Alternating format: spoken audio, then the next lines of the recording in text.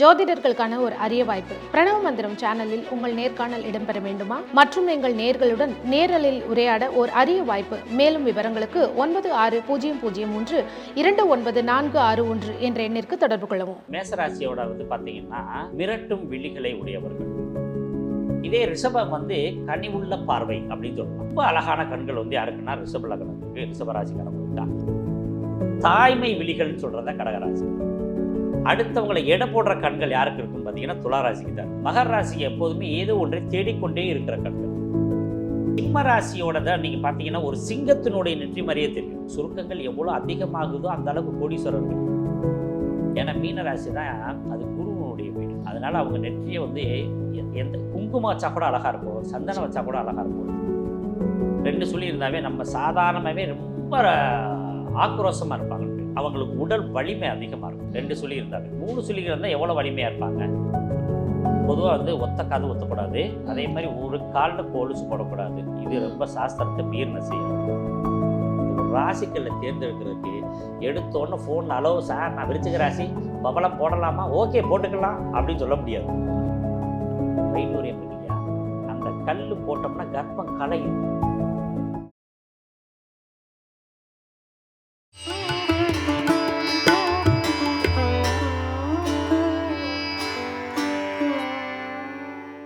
பெண்கள் அப்படின்னு எடுத்துட்டோம்னா பெண்களுக்கான கண் அமைப்புலேருந்து நம்ம போயிடலாம். பெண்களுக்கு இந்த மாதிரி கண் அமைப்பு இருந்தால் அவங்க வாழ்க்கையில் அவங்க இந்த மாதிரி ஒரு குணத்தோடு இருப்பாங்க, இந்த மாதிரி ஒரு பார்ட்னர் கிடைக்கும்னா இல்லை. பொதுவாக பெண்களோட கண்களை 12 விதமாக பிரிக்கலாம். அதுக்கடுத்து 27 விதமாக பிரிக்கலாம். ரைட்டுங்களா? நம்ம 12 விதமாக ராசி வைஸ் பேச. ஆமாம். ஏன்னா இப்போ மேசராசியோட பார்த்தீங்கன்னா மிரட்டும் விழிகளை உடையவர்கள். ஆனால் கொஞ்சம் சிவப்பு இருக்கும் கண்ணுக்குள்ளே. ஆனால் அவங்களுடைய பார்வை யாருக்குமே மயங்கி நிற்காது. ஸ்ட்ரெயிட்டான பார்வையில் இருப்பாங்க. அதே மாதிரி அவங்களுடைய பார்வையிலே பயம் இருக்க மாதிரி இருக்கும். குளிர்ந்த பார்வையோ குளிஞ்ச பார்வையோ இருக்காது. அதாவது இந்த இதில் புரியுது இல்லையா? அப்போ அவங்களுக்கு அவங்கள பார்த்தாலே கொஞ்சம் மிரட்டும் விழிகளை உடையவர்கள். இதே ரிஷபம் கனிவுள்ள பார்வை அப்படின்னு சொல்லலாம். ரொம்ப கனிவான பார்வை இருக்கும். அவங்கள்ட்ட அதை மிரட்டி இது பண்ணணும் அவசியம் இல்லை. அவங்களுடைய பார்வையே ரொம்ப மென்மையாக இருக்கும். அவங்கள கனிவுள்ளவங்களாக பார்க்குற மாதிரி இருக்கும். ரொம்ப அழகான கண்கள் யாருக்குன்னா ரிஷப லக்னத்துக்கு, ரிஷபராசிக்காரங்களுக்கு தான்.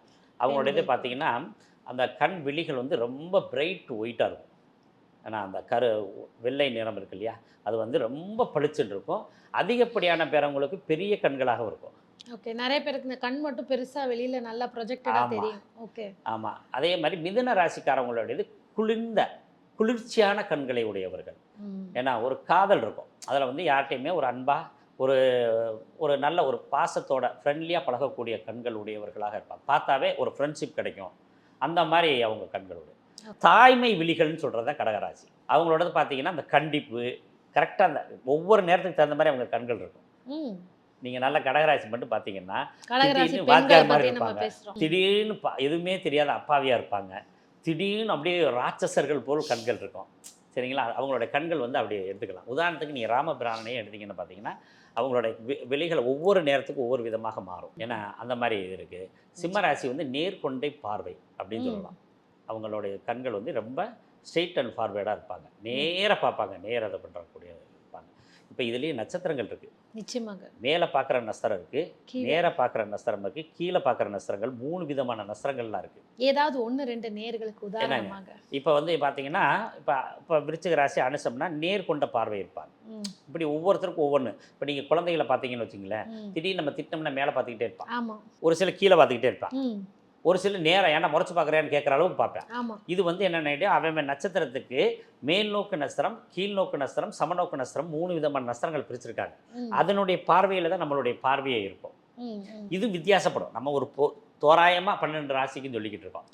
ஆமாம். அதே மாதிரி இந்த மிரண்ட விழிகள்னு சொல்கிறோம் இல்லையா, அது கன்னி ராசி பெண்கள். அவங்களுடைய கண்கள் எப்போதுமே மிரட்சியாகவே இருக்கும்.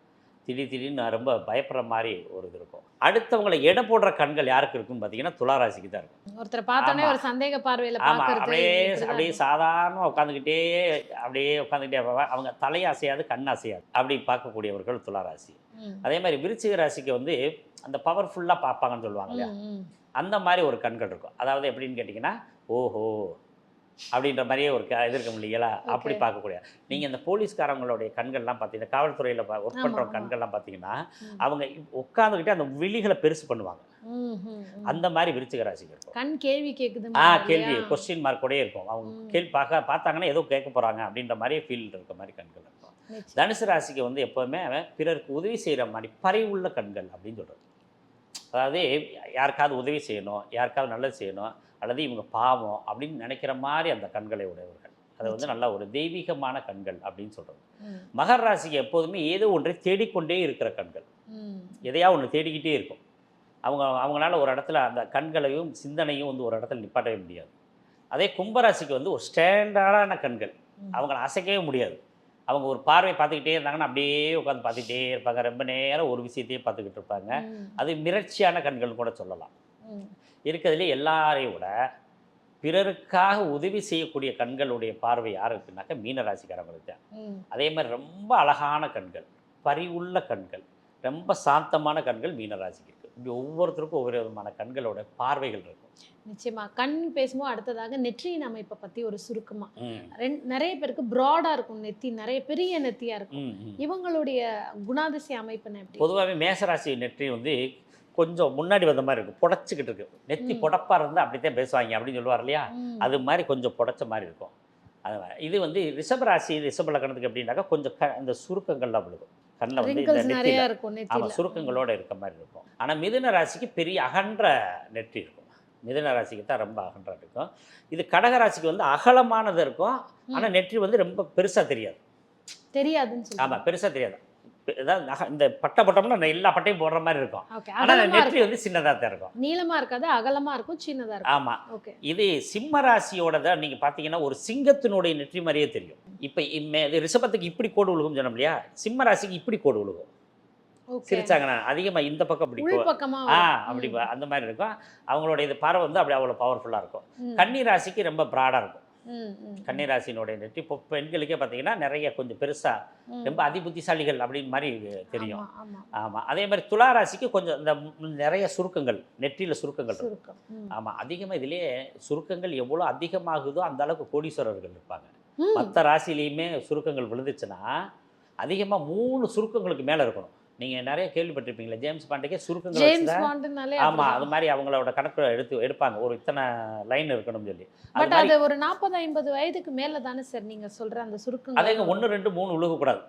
ஓகே. ரொம்ப கம்மியான சுருக்கங்கள் வந்தால் சீக்கிரம் ஆயில் போயிடும். ஆயில் கம்மியாக இருக்கும் அப்படிங்கிறீங்க. ஆமாம், நிறைய சுருக்கங்கள் விழுகணும்.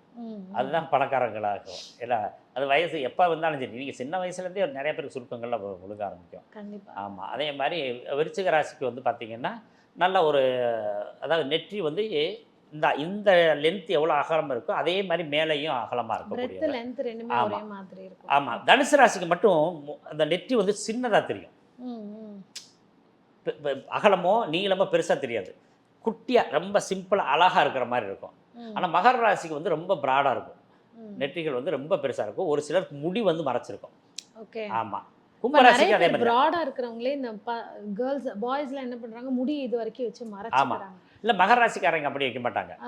அதெல்லாம் பண்ணுறது வந்து மேச ராசி, விருச்சிக ராசி, இந்த சிம்ம ராசி இவங்கெல்லாம் தான் அந்த முடியை வந்து ரொம்ப டிஃப்ரெண்ட்டாக வைக்கிறது. ஆமாம். இவங்களுக்கு வந்து மகர ராசிக்கு வந்து ஷார்ப்பாக நீட்டாக கட் பண்ணுவாங்க. நீட்டாக அவங்க கட்டிங் ஸ்டைலில் ஒழுங்காக இருக்கும். ஏன்னாங்க அது வந்து அவங்கள வந்து எப்போதுமே ஒரு எப்படின்னாக்கா விஐபிஸ் மாதிரி தான் மகர ராசி இருக்க. 12 ராசிகளே விஐபி ராசின்றது தான் மகர ராசி. ஏன்னு கேட்டிங்கன்னா அவங்க பிஸ்னஸ் மைண்டில் மட்டும்தான் இருப்பாங்க. அவங்க உட்கார்ற இடமும் தெரியாது.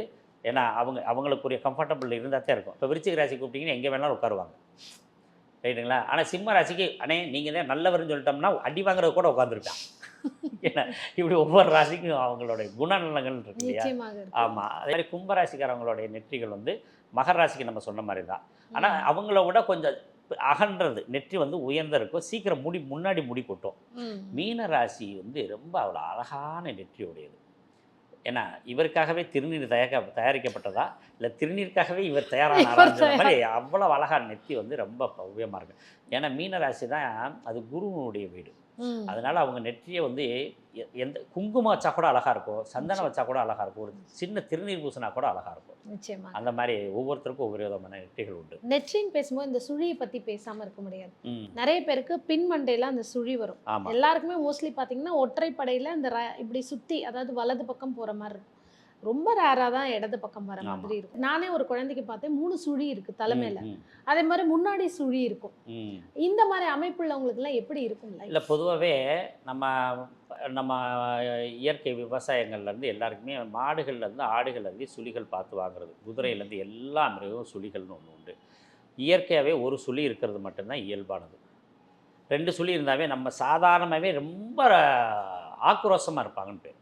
அவங்களுக்கு உடல் வலிமை அதிகமாக இருக்கும். ம், 2 சுழி இருந்தாவே. 3 சுழிகள் இருந்தால் எவ்வளோ வலிமையாக இருப்பாங்க, ம், அந்த மாதிரி இருப்பாங்க. அதனால அவங்க கீழே அடிக்கடி விழுந்து எந்திரிப்பாங்க. ம், 3 சுழிகள்லாம் இருக்கிறவங்க பார்த்தீங்கன்னா அடிக்கடி விழுவாங்க. ம். அது காலப்போக்கில் ஒரு சிலருக்கு மாறிடுது. ஓகே. ஆமாம், ஒரு இந்த சிலருக்கு முன்னெற்றியில சுழிகள் வரவங்களுக்கான அப்படி அமைப்பு. வர்றதுக்கு வாய்ப்பு இல்லை. ஏதோ ஒருத்தர் 2 பேருக்கு அந்த அந்த மேசராசிக்காரங்களுக்கு தான் அதிகமாக அந்த மாதிரி வரும். ம், இந்த முடியும் பார்த்தீங்கன்னா அப்படியே கோரப்புல் மாதிரி இருக்கும் ம், ம். அவங்களுக்கு. அது காலப்போக்கில் கொஞ்சம் மாறிடுது. அந்த பிறக்கும் போது அப்படி இருக்கும், அது மாற மாற நார்மலாக மாறிடுது. காது அமைப்பு அடுத்ததாக. ஆமாம். ஏன்னா இன்னைக்கு நம்ம உடல் உறுப்பை வச்சே அதை ஜோதிட ரீதியா மக்களுக்கு கொடுத்துட்டு இருக்கோம். ஆமா. காது, அதாவது காது நல்லா பறந்து விரிஞ்சு இருக்கக்கூடிய அமைப்புங்கிறது யாருக்கெல்லாம் இருக்கும்? இப்போ நீங்கள் அஸ்வினி, மகம், மூலை இந்த நட்சத்திரத்துக்கானவங்களுக்கு யானை போன்ற காது வடிவ உடையவங்க. நல்லா பெருசா இருக்கும். முகத்தை ஆமாம், விட அதான் யானை நல்லா காது தெரியும். மாதிரி இருக்கும். எப்படின்னா மற்றவங்கள விட கொஞ்சம் அகலமாக பெருசாக இருக்கும். இதே கிருத்திகை, உத்திரம், உத்திராடத்துக்கு பாருங்கன்னா தாமரை மொட்டு இருக்கு இல்லையா, ஒரு ஷார்ப் இருக்கும். இந்த இடத்துல வந்து ஒரு சின்ன மொட்டு மாதிரி ஒன்று இருக்கும். இப்படி ஒவ்வொருத்தருக்கும் இது இருக்கும். ஆயில்யம், கேட்ட, ரேவதி ரொம்ப சின்னதாக காது இருக்கும். என்னங்க பூசம், அனுசம், உத்திரட்டாதி இவங்களுக்கு பார்த்தீங்கன்னா கொஞ்சம் பெரிய சைஸில் இருக்கும். காது பார்க்கும்போதே கொஞ்சம் பெருசாக இருக்க மாதிரி இருக்கும். இப்படி ஒவ்வொருத்தருக்கும் ஒவ்வொரு நட்சத்திரத்துக்குமே வித்தியாசம் உண்டு. ஓகே. இதுல காது குத்துற அமைப்புன்னு பார்த்தீங்கன்னா, இப்ப எல்லா ஆண்களுமே கிட்டத்தட்ட குத்துறாங்க. அந்த ம். காலத்துல பார்த்தீங்கன்னா, நிறைய வேதம் படிக்கிறவங்க தான் குத்திட்டு இருந்தாங்க. ஆமாம். இப்ப எல்லாரும் பார்த்தீங்கன்னா குத்துறாங்க. இதுல ஸ்டைல்னு ஒரு பக்கம் மட்டும் வந்து நிறைய பாய்ஸ் வந்து காது குத்துறாங்க. இது ஆக்சுவலி 1 குத்தணுமா இல்ல 2 குத்தணுமா? இதற்கான அமைப்பு என்ன? இல்லை பொதுவாக வந்து ஒத்த காது ஒத்தக்கூடாது. அதே ம். மாதிரி ஒரு காலில் கொலுசு போடக்கூடாது. இது ம். ரொம்ப சாஸ்திரத்தை மீறின செயல். இப்ப ஆ- நிறைய கேர்ள்ஸ் கூட ஆமாம், ஒத்த அப்படியா. கால்ல மட்டும் தான் ஆமாம், போடுறாங்க. அவங்களுக்கு பார்த்தீங்கன்னா நிறைய லவ் ஃபெயிலியர் ஆகும். ஒற்றை ம். காலில் கொலுசு போட்டிருக்காங்க இல்லையா, ம். அவங்களுக்கும் ஒற்றை காதில் தோடு போட்டிருக்க பசங்களுக்கும் எப்போதுமே காதல் ஃபெயிலியர் ஆகும். ம். அதே மாதிரி காதல் தானே ஃபெயிலியர் ஆகட்டும், அம்மா அப்பா குத்தி விட்டாங்கன்னா கல்யாண வாழ்க்கையும் பிரச்சனை இருக்குது. ஏன்னா இது பெண்ணால் காதலோட அவனுக்கு அவமானம் மட்டும் உண்டு. இல்ல, கல்யாணத்திலயும் தொடரும். ஆமாம், பெண்ணால் அவமானம் உண்டு, ஆண்களால் அவமானம். அதாவது அவனுக்கு விருப்பமானவர்கள் மேல் அவமானப்படுறது. ம். பொதுவாக வந்து பார்த்தீங்கன்னா நம்ம காது குத்துறதே வந்து ரொம்ப முக்கியமானது. இப்போ பெண்கள் எல்லாருமே தோடு போடுறது இயல்பு, இது உலக நீதி. அதனால் அவங்கள விட்டுற வேண்டியது. ஆண்களுக்கு வந்து 3ஆம் பாவம் தான் காது வச்சு சொல்கிறது. ஓகே. 3ஆம் பாவகம் வலுவாக இருக்கவங்க காதில் தோடு போடுவாங்க. ம். ம். ம். அவங்களுக்கு மட்டும்தான். இப்போ 3ஆம் பாவம் சூரியனை வந்துச்சா மாணிக்கக்கல் போட்டிருப்பாங்க காதில். நிறைய பேர் சிகப்பு கல் தான் ஆமாம், போட்டிருப்பாங்க. மாணிக்கக்கல் ஆமா. போடுறாங்கன்னா 3ஆம் பாவம் மிதன லக்னம், மிதன லக்னத்துக்கு 3ஆம் வீடு சிம்மம், மிதன ராசி 3ஆம் வீடு சிம்மம், இவங்களுக்கெல்லாம் வந்து காது குத்துறது வந்து மாணிக்கக்கல் போட்டிருப்பாங்க. ம். மரகத பச்சை போடணுமா, புதன் வெளுத்தவங்க தான் மரகத பச்சையில் அந்த காது குத்திருப்பாங்க. வைரம். வைரம் வந்து இந்த சுக்கிரனோட ஆதிபத்தியம். என்னங்க இப்போ மீன லக்னத்துக்கு பார்த்தீங்கன்னா வைரம் போடுவாங்க. ம். மீன லக்னத்துக்கு 3ஆம் இடம் இதுன்றதுனால வைரம் போடுறது. இப்ப சில பேர் தெரியாமையே வந்து வைரம் போட்டிருப்பாங்க. அதே அப்ப வைரம் இந்த போடுறதே மாதிரி- ரொம்ப வீக்னஸ் ஆனது தான். இப்போ மீன ம். லக்னத்துக்கு வைரம் ஆகாது. ஏன்னா ஓகே. ஒவ்வொரு லக்னத்துக்கும் ஒவ்வொரு அமைப்பு இருக்குது. ம். இப்போ நீங்கள் இப்போ மகர லக்னத்துக்கு பார்த்தீங்கன்னா பவளம் ஆகாது. இப்ப சொல்றாங்களே பொதுவா வந்து வைரம் போட்டா இந்த சுக்கிர திசையில வைரம் போடும்பொழுது இன்னும் அது ஆக்டிவேட் ஆகும். இல்லை மிகச் சரியாக இருந்தால், வைரம் சரியான வைரமாக இருந்தால் ஒரு கர்ப்பத்தை கூட காப்பாற்றி கொடுக்குற ஆற்றல் அந்த வைரத்துக்கு உண்டு. நிச்சயமா. அதே மாதிரி பாம்பினுடைய விஷத்தை முறிக்கிற ஆற்றல் கூட அந்த சீக்கிரம் ஏறும் இல்லையா, சர்ப்பங்கள் கடிச்சா சர்ப்ப விஷம் வந்து வேகமாக ஏறும். வைரம் போட்டிருந்தா சீக்கிரம் ஏறாது. அதனால தான் இப்போ கிராமத்துல எல்லாம் வைரம் நிறைய போடுவாங்க. ம். ம். என்னங்க ஆனால் அதே சமயத்தில் அந்த வைரம் சேராதவங்க போட்டான்னா வாகன விபத்தும் ஏற்படும். ஓகே. தெரியாம போட்டிருக்காங்க. ஆமா, அடிக்கடி விபத்து வீட்டுக்குள்ள சண்டையும் நடக்குதுன்னா இது. நடக்கும். ம். நீங்கள் ஒன்றும் இல்லை, நிறைய பேர் பாருங்கள் வைரத்தை வாங்கி அப்படியே பீரோவில் வச்சுருப்பாங்க. வச்சிருப்பாங்க. எதுக்கு வச்சுருக்காங்கன்னா கொடுக்கவும் மனசு இருக்காது, ம். ஆனால் போடவும் மனசு இருக்கா, பயமாக இருக்கு. என்னைக்கு போட்டாங்களோ அன்னைக்கு சண்டை வரும். ஓகே. ஆமாம், வைரம் எல்லாரும் போட்டுற முடியாது. சோ எந்த லக்னக்காரர்கள் கொஞ்சம் உஷாரா இருங்க, வைரத்தை தவிர்த்துருங்க. கரெக்டாக மீன லக்னம் வைரம் போட முடியாது. அது இன்னொரு விஷயம் என்னன்னு கேட்டிங்கன்னா, இப்போ லக்ன பிராரம் மட்டுமே நம்ம எடுத்துட முடியாது. எடுத்து கொடுக்கும். மீன லக்னத்துக்காரங்க வைரத்தை தொட்டு வியாபாரியாகி மிகப்பெரிய கோடீஸ்வரன் ஆனவங்களும் இருக்காங்க. இருக்காங்க. ஏன்னு கேட்டிங்கன்னா அவருக்கு வந்து சுக்கிரனோட அதாவது சுக்கிரன் தான் வைரம். குருவோட பார்வை இருந்துச்சுன்னா அந்த சுக்கிரனை கண்ட்ரோல் பண்ணிடுவார். ஓகே. அப்போ ஜாதகத்தை ரீதியாக கரெக்டாக பார்க்க தெரியணும். குத்த மதிப்பாக இப்போ மேச லக்கணத்துக்கு பார்த்தீங்கன்னா வைரம் ஆகாது. ஆனால் மேச லக்கணத்தில் பிறந்தவங்க வைரம் போட்டவங்க சக்ஸஸ்லேயே இருக்காங்க. ரிஷப லக்கணத்துக்கு வைரம் ஆகும். ரிஷப லக்கணம் போட்டவங்க வைரத்தில் தோத்தவங்க இருக்காங்க. ஓகே. அப்போ நம்ம 12 லக்கணம் 12 ராசிகளை மட்டும் சாதாரணமாக எடுத்து சொல்லக்கூடாது. ஓகே. என்னங்க அப்போ என்ன பண்ணணும், இப்போ இந்த சுக்கிரன் வந்து எந்த மாதிரி வலுப்பெறான்னு பார்க்கணும். இப்போ உச்சம் பெற்றிருக்காருன்னு வச்சுக்கிடுவோம். உத்திரட்டாதி 2ஆம் பாதத்தில் இருக்கார் சுக்கிரன், அங்கே மீன ராசியில் உச்சம்தான். உத்திரட்டாதி 2ஆம் பாதத்தில் இருக்கும்போது இங்கே நவாம்சத்தில் நீச்சம் ஆயிறாரு. இவன் வைரம் போட்டோன்னு க்ளோஸ். சரிங்களா? இப்போ குரு வந்து இப்போ மீன லக்கணத்துக்கு குரு நல்லவர், தனுசு லக்கணத்துக்கு நல்லவர், மேச லக்கணத்துக்கு சிம்ம லக்கணத்துக்கு நல்லவர். குரு வந்து நவாம்சத்தில் போய் நீசம் ஆயிடுறாரு. புஷ்பராகளுக்கு என்னைக்கு போட்டானோ அன்னைக்கு அவன் ஒன்றுமே இருக்காது. அப்போ நம்ம எப்படி எடுக்கணும் அப்படின்றதுக்கு சாஸ்திரம் ரொம்ப அழகான விஷயங்களை கொடுத்துருக்கு. இந்த ஒரு ராசிக்களை தேர்ந்தெடுக்கிறதுக்கு எடுத்தோன்னே ஃபோனில் அலோ சார் நான் விருச்சிக ராசி பவளம் போடலாமா, ஓகே போட்டுக்கலாம் அப்படின்னு சொல்ல முடியாது. 2 ஜாதகத்தையும் பார்க்கணும். அதில் வந்து எந்த கிரகம் பலமாக இருக்கோ அதுக்கு நம்ம அந்த ரத்தினங்களை போடலாம். நிச்சயமாக. அதே கிரகம் ரொம்ப கெட்ட கிரகமாக இருக்கு, அவரை பலமாக இருக்கார், அவரை பலகீனப்படுத்துறதுக்கும் அதுக்கு உபகிரகங்கள் இருக்குது, ரத்தினங்கள் இருக்குது, அதை நம்ம போடணும். இதுக்கு பெஸ்ட்டான என்ன வழியோ எதுவுமே போடாமல் இருக்கிறது தான். என்ன காரணம் பார்த்தீங்கன்னா, ஏன்னு கேட்டிங்கன்னா இன்றைக்கி நமக்கு தேர்ந்தெடுக்கிற முறை தெரியறதில்லை. இப்போ வைரத்தை நம்ம தேர்ந்தெடுக்க தெரியணும். ஏன்னா நான் விமர்சனம் வந்தாலும் பரவாயில்ல. இப்போ நீங்கள் வைரம் வாங்குறீங்க இல்லையா, நீங்கள் வேறு கடையில் கொண்டு விற்றுருங்க பார்க்கலாம். வாங்க மாட்டாங்க. அப்புறம் என்னது, எப்படி தேர்ந்தெடுக்கிறது? எங்கே வாங்கணுமோ அங்கேயே தான் திருப்பி கொடுக்கணும்பாங்க. அப்போ இப்போ நான் வைரம் வாங்கி நான் சிபாரிசு பண்ணுறேன். நான் கிட்டத்தட்ட 20 வருஷத்துக்கு மேலே இந்த எந்த ராசிக்கள்லையும் நான் சிபாரிசு பண்ணுறது நிப்பாட்டிட்டேன். எப்போ எனக்கு எவ்வளோ கொஞ்சம் தெரிய ஆரம்பிச்சதோ அப்போயே நான் ஸ்டாப் பண்ணிட்டேன். இப்போ நீங்கள் வைரம் வாங்கி அந்த கேரட்டு அந்த விலையிலேருந்து இப்போ எப்படி நம்ம தங்க 50,000 ரூபாய்க்கு வாங்குகிறோம், 45,000 ரூபாய்க்கு 40,000 ரூபாய்க்கு கூட விற்றா பரவாயில்ல. நீங்கள் இந்த கடையில் வாங்கிட்டு நீங்கள் எங்கேயாவது கொண்டு போய் விற்றுருங்க, அப்போ நீங்கள் கல் ஓகேன்னு சொல்லலாம். அப்போ நம்ம கல்லுக்காரருக்கே தெரியுது. அப்போ நம்ம இதை சிபாரிசு பண்ணோம்னா அவங்களுக்கு பாதிப்பு வந்தால் என்ன மைனஸ் நம்ம மேலே இல்லை. அப்போ எதுக்கு இவ்வளோ காசு போட்டு வாங்கணும்? அன்னைக்கு அரசர்கள் காலத்தில் இது ரத்தின பரீட்சைன்னு ஒன்று இருந்துச்சு. ரத்தினங்க தேர்ந்தெடுக்கிற முறைன்னு இருந்துச்சு. அதுக்கு ஒரு ஆஸ்தானம் ஒருத்தர் வச்சுருந்தார். அவர் தேர்ந்தெடுப்பார், அதனால் போட்டார். அவர் அரசனை போல் அரசனாகவே வாழ்ந்தார். இப்போ நம்ம ஆண்டியா போய் ஆக்கி விட்டோம்னா என்ன பண்ணுறது? திட்ட மாட்டாங்க. அதாவதுங்க வைடூரியம் இருக்கு இல்லையா, அந்த கல் போட்டோம்னா கர்ப்பம் கலையும். வைடூரியம் போட்டால் அப்புறம் நிறைய பெண்கள், ஆனால் அந்த காலத்தில் என்னுடைய பாட்டி வைடூரியம் போட்டிருந்தாங்க, அம்மா போட்டிருந்தாங்கன்னா அதை சீராக கொடுப்பாங்களே சார். அதுதான் விஷயம். குடும்ப கட்டுப்பாடு அன்னைக்கு இல்லை. புரியுதா இல்லைங்களா? கர்ப்பிணி பெண்கள் கர்ப்பம் களைஞ்சிக்கிட்டே இருக்குது. வைரத்தை வாங்கி கையில் போட்டாவே கர்ப்பம் கலையிற நிற்கும். நீங்கள் ஒரு விஷயம் தெரியுமா, நம்ம அம்மா நம்ம பாட்டி எல்லாருமே பவளம் போட்டிருந்தாங்க. என்ன ராசிலாம் கணக்கே கிடையாது. தோடு நெக்லஸ் வரைக்கும் எல்லாமே இதுதான். பவளம் எதுக்காக போட்டிருக்குது? காமத்தை கண்ட்ரோல் செய்கிறதுக்கு. ஓகே. ஒவ்வொன்றுக்கும் ஒவ்வொரு விஷயம் இருக்கு இல்லையா. நம்மள்ட்ட என்ன கேட்குறாங்க, நான் கோடீஸ்வரன் ஆகிறதுக்கு எந்த கல்லை போடுவது?